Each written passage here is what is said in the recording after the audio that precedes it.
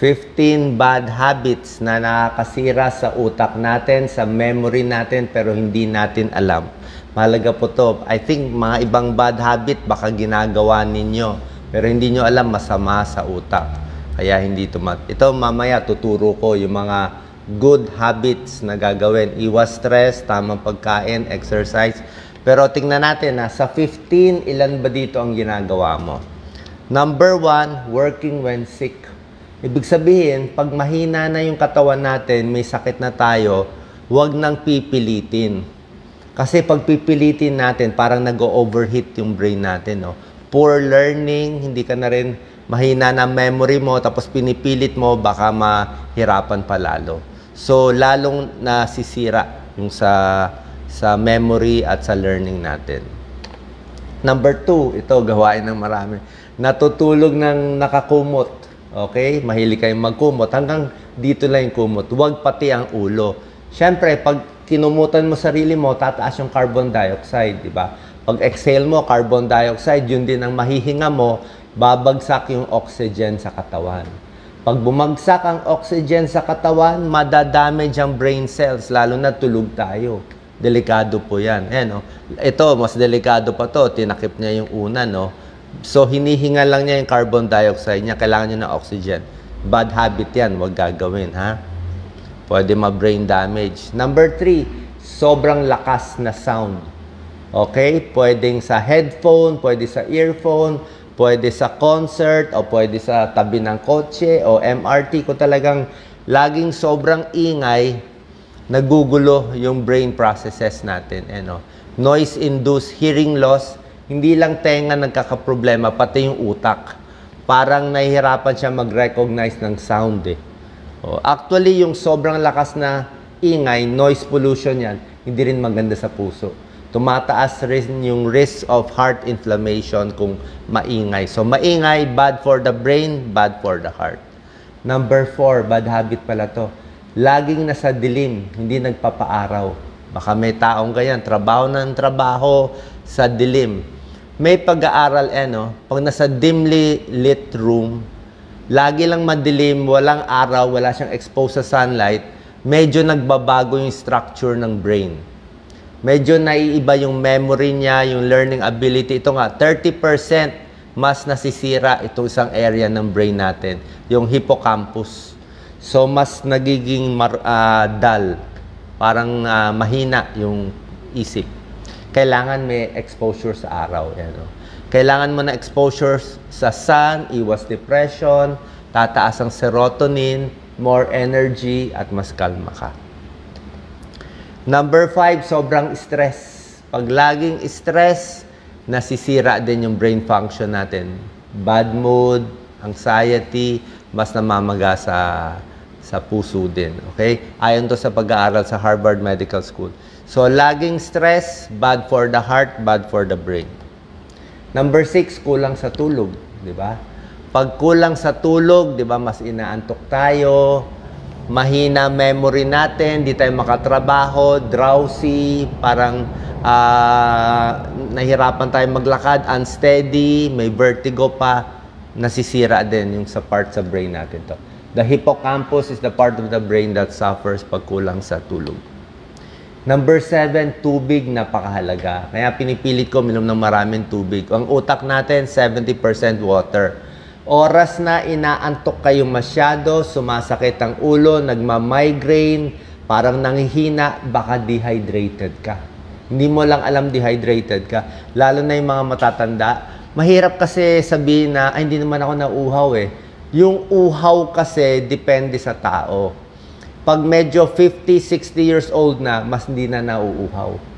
Kahit dehydrated ang senior, hindi siya nauuhaw.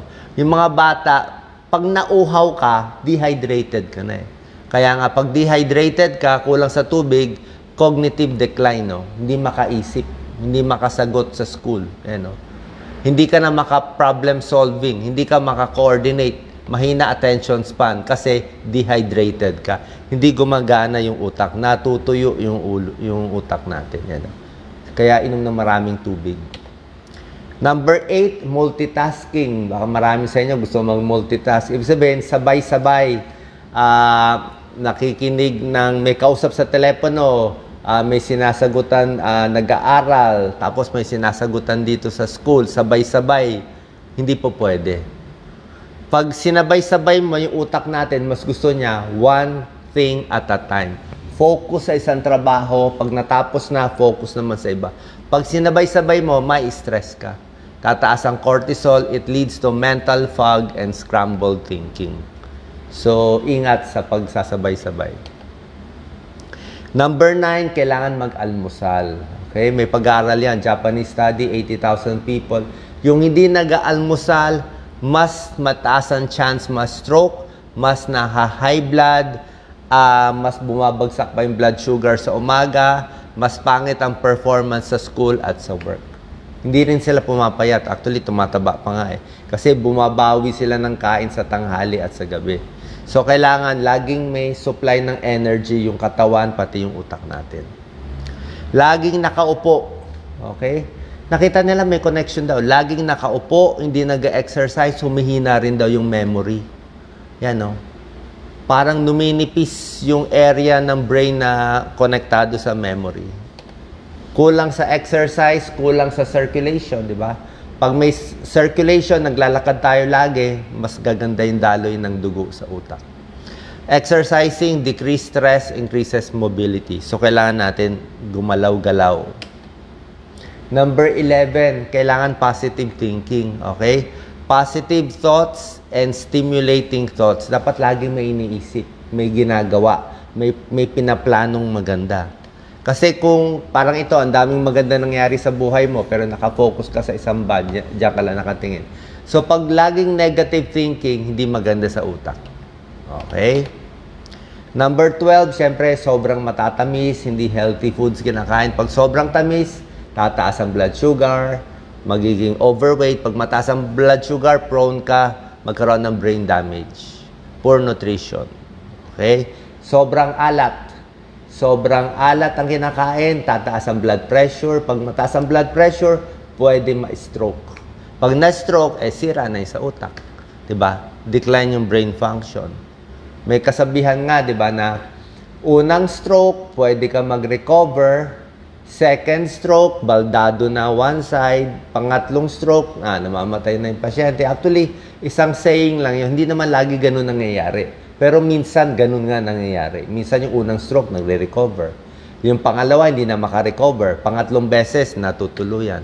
Kaya ingat sa high blood dahil sa sobrang alat. Gamutin ng high blood at diabetes. Sigarilyo at alak, syempre nakakasira ng utak. Common sense na ba? Smoking, hindi lang lung disease, heart disease, pati sa utak din.